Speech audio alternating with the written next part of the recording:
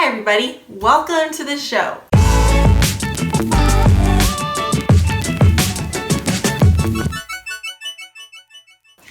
Today I am going to sit down and show you guys how I do my homeschool planning for the year, since September is coming around, and around here that means all the schools are starting.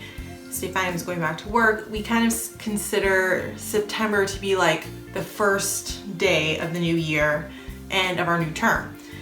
And since we use a three-term school year, this is kind of like a brand new start for us because I only really plan that far in advance.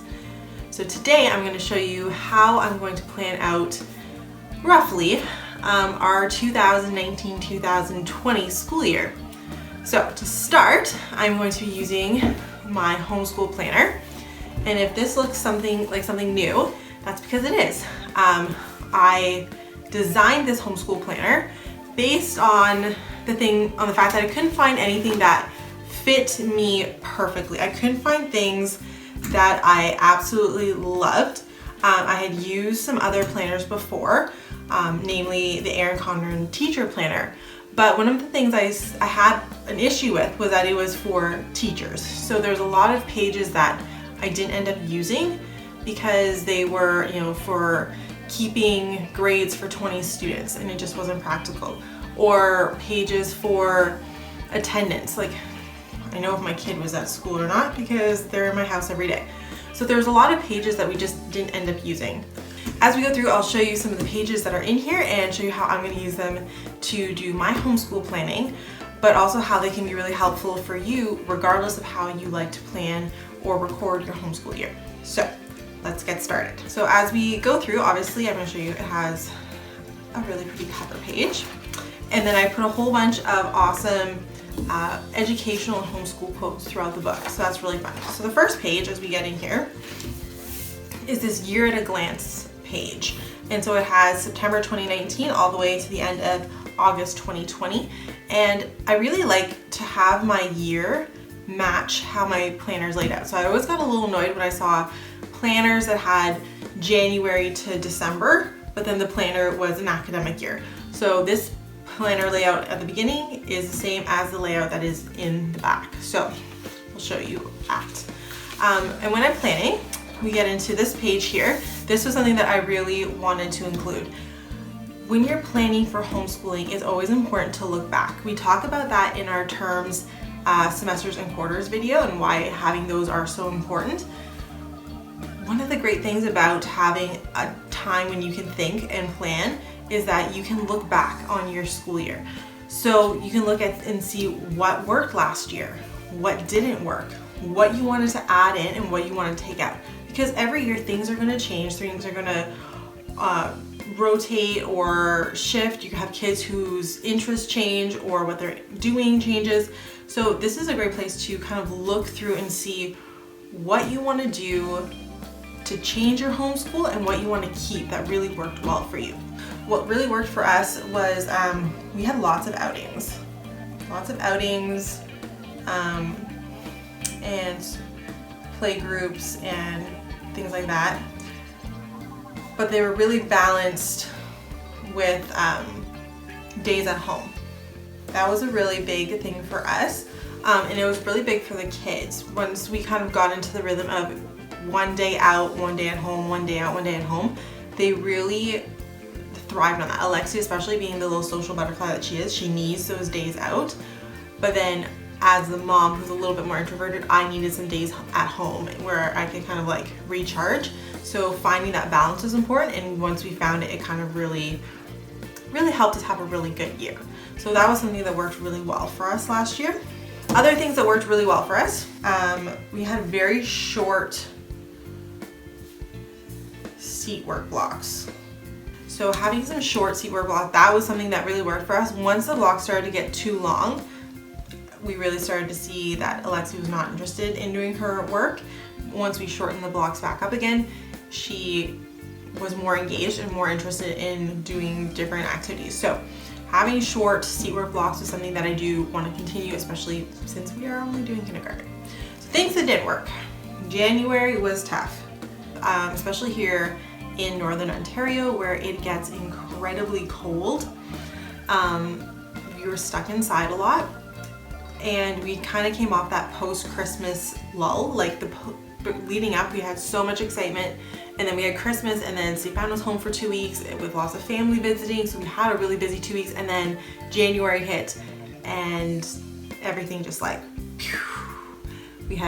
we weren't going out as often, we couldn't get outside because it was so cold. It was like -40 for like 2 weeks.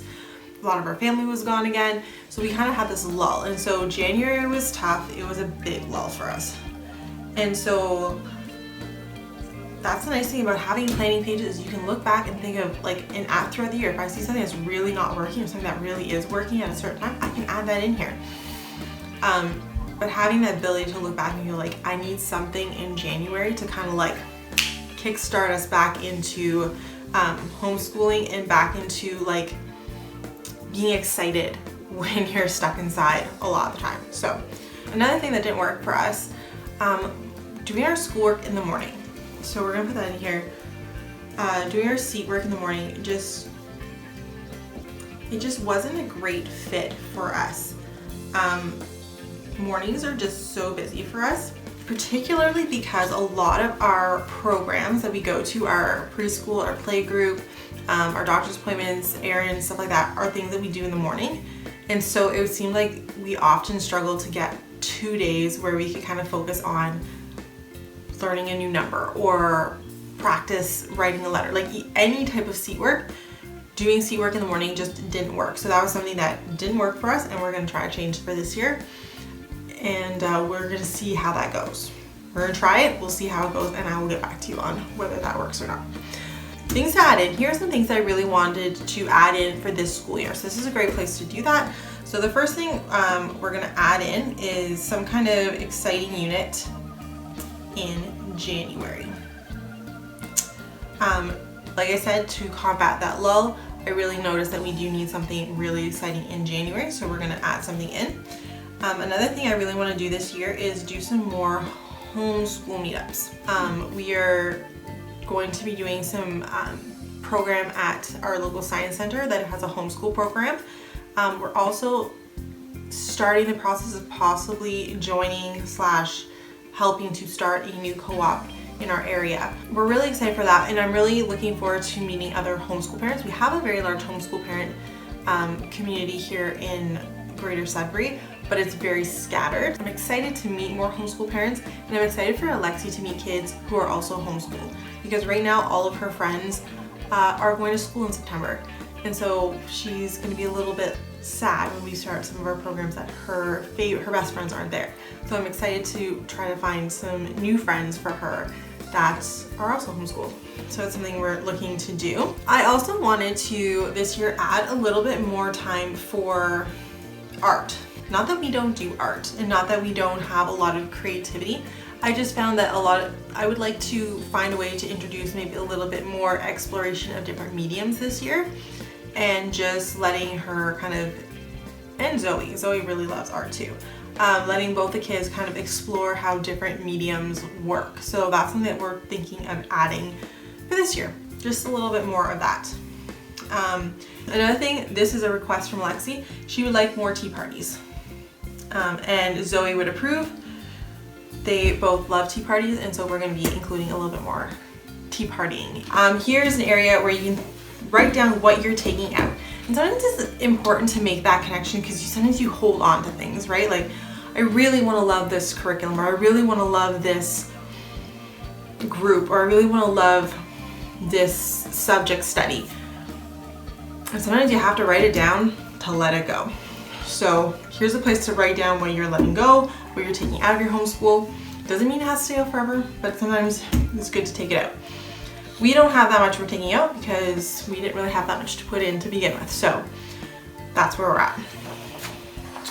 Next, the next page is our year plan overview page. I love being able to kind of look at your year and plan it out how you want it to go.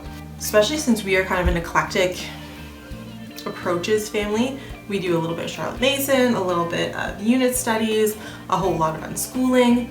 We kind of throw it all together to make the raising A to Z homeschool approach. So one of the ways that we like to do that, I like to kind of plan out what we're gonna do in terms of our theme for the month. So I asked Alexi what she wanted to learn this year, and she came up with a couple things. She wants to learn a few things she wanted to learn about. She wants to learn about fairy tales and princesses. She is 4 years old. Makes sense. She wants to learn about vehicles and particularly electric cars. We'll see how much we can learn about that, but at her age, but we're gonna try. And she wants to learn about, we've been reading some stuff about fashion, designers like Coco Chanel, and so she's really interested in like dresses, how they're made, how designers come up with that idea. So she's wanting to know a little bit more about fashion and sewing and stuff like that. So those are some things that she has mentioned that she wants to learn. And then there's also things that I know she has an interest in. For example, she's very interested in plants, particularly flowers, but also like leaves and trees. So we're going to be doing, those will be 2 different units for us, themes for 2 different months. There are things that she likes, but she doesn't necessarily, she's interested, like when we go outside, she goes out and she will explore that concept and like look at flowers. She wants to know what they're all called and what they do and what their seeds look like and what their leaves look like. That's something she's really interested in, but she just can't verbalize it. So we're gonna have some units on those, as well as just other things that I know that she's taken an interest in before. So we're gonna do a unit on butterflies and bugs, because I know how much she loved our trip to the butterfly gallery and how she has really, especially this past couple weeks, in this past summer, taken an interest in finding butterflies. So one of the ways I like to do is to start, I usually do a rough draft because you need that. If you don't have a planner, this is another great way to do it. So you can use sticky notes, and I just have here, I'm gonna put the theme at the top, and then you have different things that you might want to throw in there that go with that theme. So you have literacy, math, science, art, a trip or a field trip, and then celebration. And so the reason sometimes I would do it on sticky notes is because if I have a theme, for example, we had talked a little bit about doing fairy tales and princesses. You might want to have originally in your head that you're going to do that in February, but as you start writing these things down, maybe it makes more sense to have that kind of unit in November when the new Frozen movie is coming out and you can go see Frozen as a field trip. So I like to do these here on Post-it notes to begin with, and then once I'm kind of happy with how it lays out, then I would transfer the information into here, just because I am a person who, like I said, needs to see it, and then I will transfer this exact thing into each box. But while I'm planning it out, I have the ability to move the Post-it notes to meet the months that I'm thinking of. Like I said, I will try to find math, literacy, science, art, and a field trip idea for each activity, or sorry, each theme. So let's do one just to show you how this goes.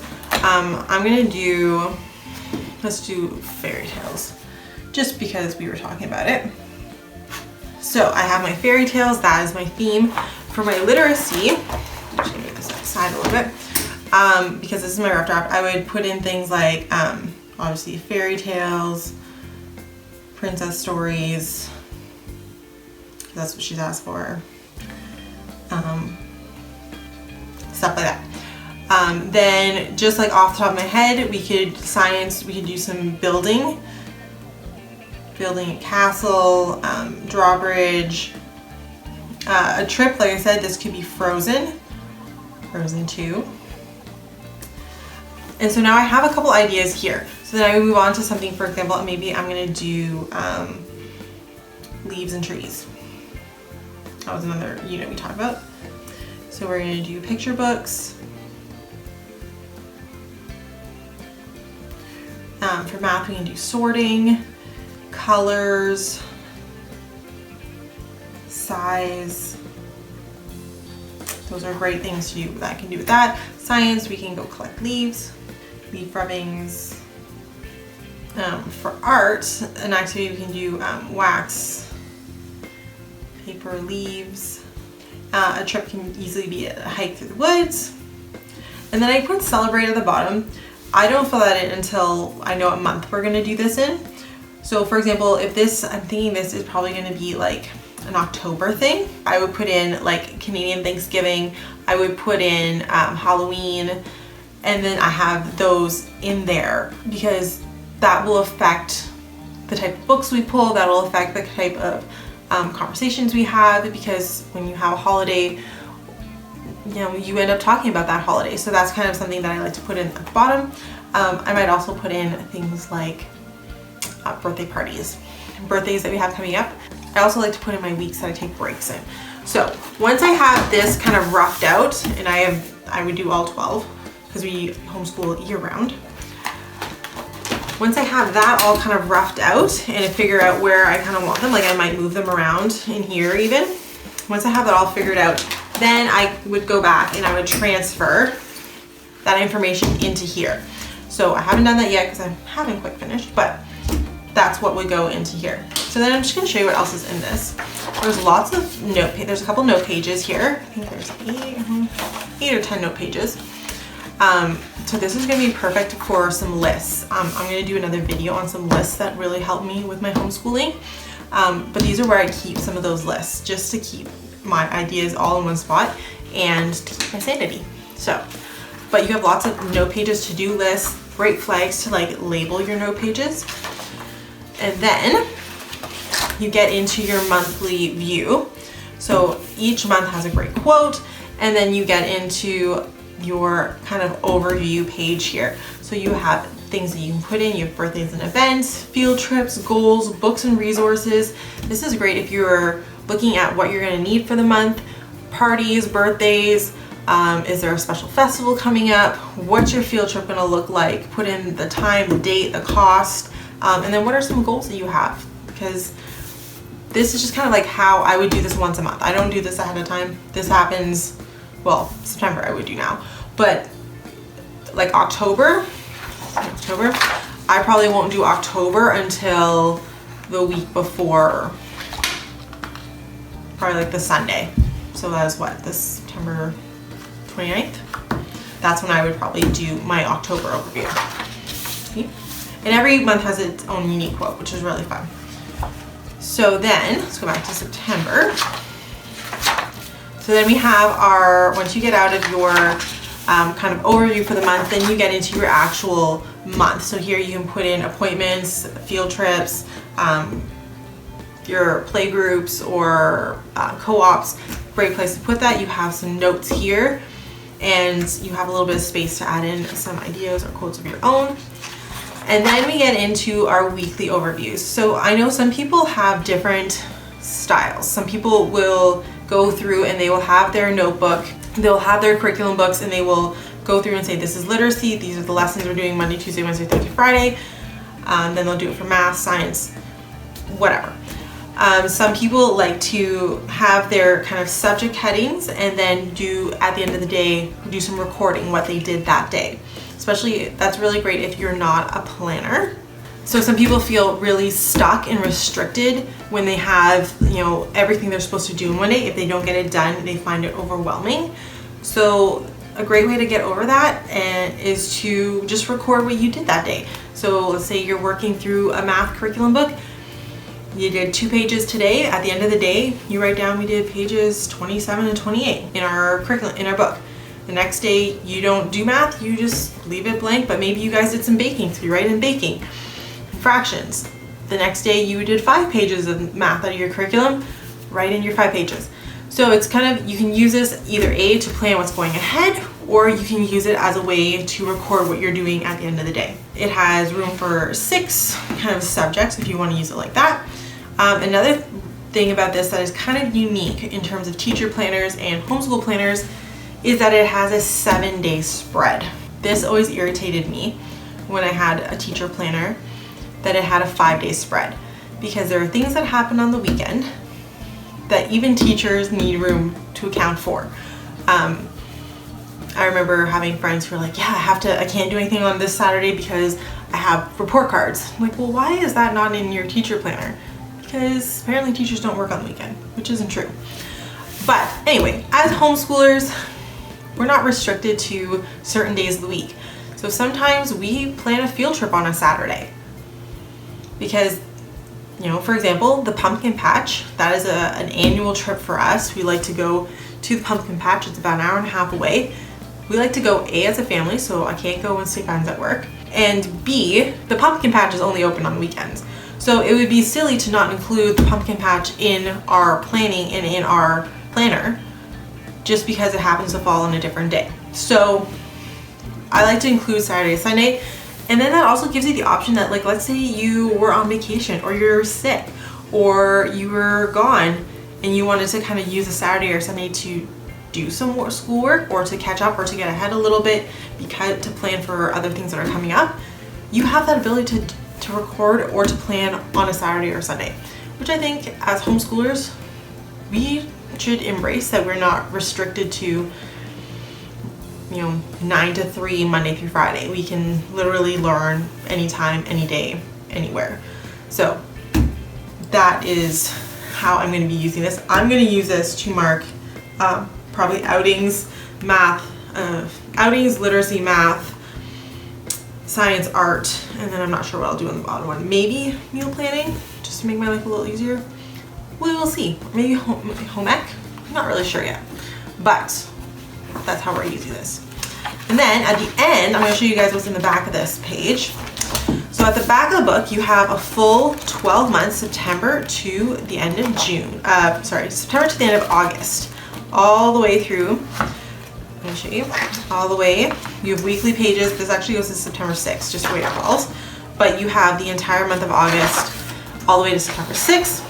And then we get into some of the pages at the back. Again, we have some quote pages, and then we have room to put contacts, whether these are your homeschool co-op contacts, people contact information for different curriculum providers or people that you know that who are going to be giving lessons to your kids, maybe a piano teacher, anything like that. If you want to write it down, there's a spot for that.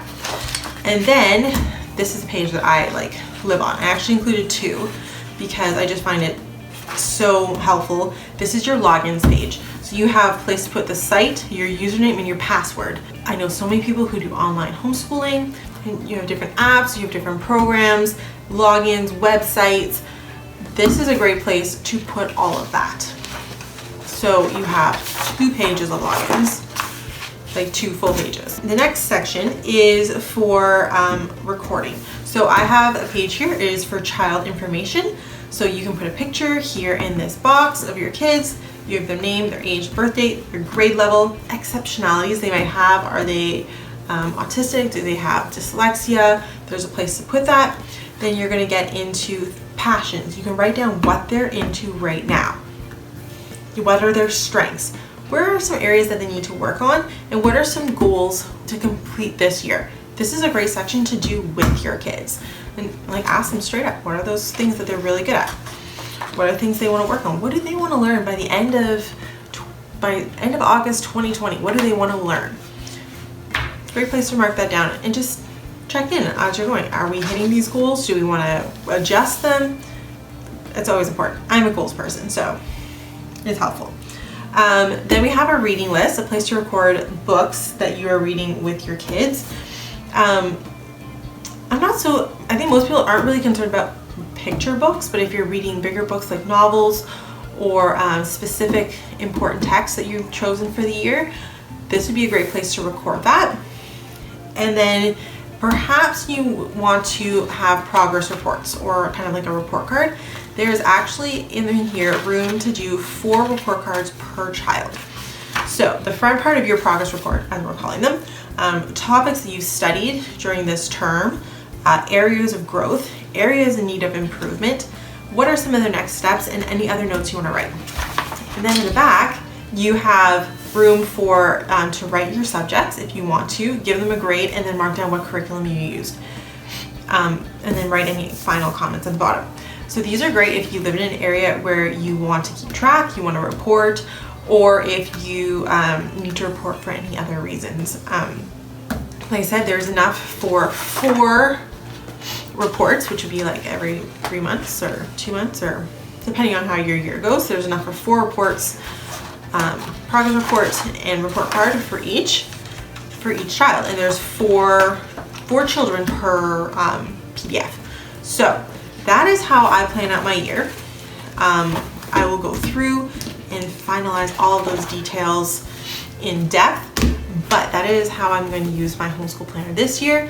That is how we plan our year in our unit studies in particular, and that is it. If you are interested in purchasing this planner is available. It is available for $4.99 right now. It is on sale, and it is a PDF download, so you can download all these pages and print them off and put them in, print them front and back and put them in a binder, or you can have them bound like I did. I had them bound for make my life a little bit easier because I do like to carry this. It is up to you, but it is available on our website, www.raisingatoz.com. It is in the shop, and it is $4.99. So if you enjoy this, check it out.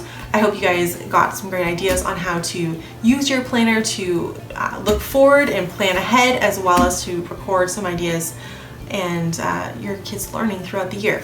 If you found today's video useful and inspiring, why not subscribe? Click the button below and then you'll get notified as soon as we put up a new video, which our new videos go up every Monday and Friday. If you want more information or more tips and tricks, we are posting cool stuff on our Instagram, Facebook, and Twitter accounts all the time. And once a week we send out emails. If you want to sign up for those, you can find those at our website at www.raisingatoz.com, which is where you'll also find our planner. So make sure you stop by, and we will see you guys next time when we talk about curriculum. If you like what you saw, please subscribe to our channel and click on the bell to get notifications when we upload our latest videos. Give us a thumbs up and don't forget to leave us a comment. We'll see you next week for more activities, adventures, and lifelong learning. Bye!